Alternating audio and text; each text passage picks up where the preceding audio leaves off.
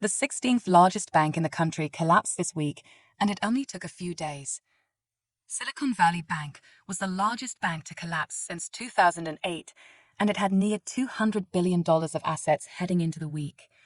The stock fell 60% on Thursday and never even traded on Friday as the company was working with regulators to sell off assets.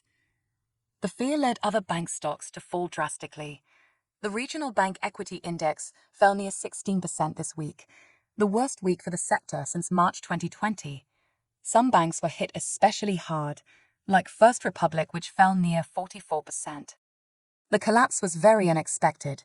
Entering the week, out of 23 Wall Street analysts, only one had a sell rating on the stock. So what happened, and how did a massive institution fail in a matter of days? This was a classic run on the bank, something that has been happening not just for decades, but centuries. Depositors rushed to withdraw their money, and the bank didn't have enough available. It all started from massive deposit growth. In the 2 years from 2020 to 2022, Silicon Valley Bank's deposits grew from $61 billion to $189 billion. SVB used these deposits to double their loan book in size. They then put the vast majority of the funds into the fixed income market. These held to maturity. Securities were increased from near $13 billion to $99 billion, mostly in mortgage-backed securities with an average yield of near 1.6%. This was poor timing. SVB's portfolio of securities increased 700% right at the peak in the bond market.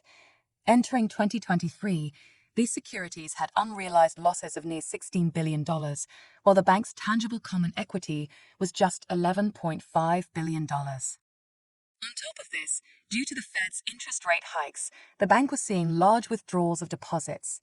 Funds that had previously parked their money at SVB were earning essentially 0%, so they began taking their money out to put elsewhere. Why earn 0% when money market funds are paying north of 5%?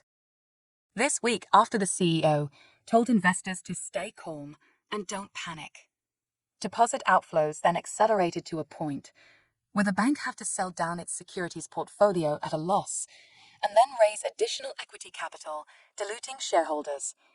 This spurred even more withdrawals until the bank was effectively insolvent. SVB was blaming its challenges on its venture capital-related startups, but they hid from the fact that they piled their investment portfolio into the bond market right at a generational peak. Now regulators and banks are left to deal with the aftermath. The largest question moving forward is, will depositors get their money back? Nearly 93% of deposits are not insured, as most of the deposits are well above the FDIC's $250,000 limit. Millions have potentially been lost. The FDIC may have a $250,000 limit, but throughout the history of the U.S. banking system, the government has come up with solutions to pay back depositors in the majority of situations. Keep in mind, the same CEO who told investors not to panic sold $3.6 million in his personal stock just 2 weeks before the collapse.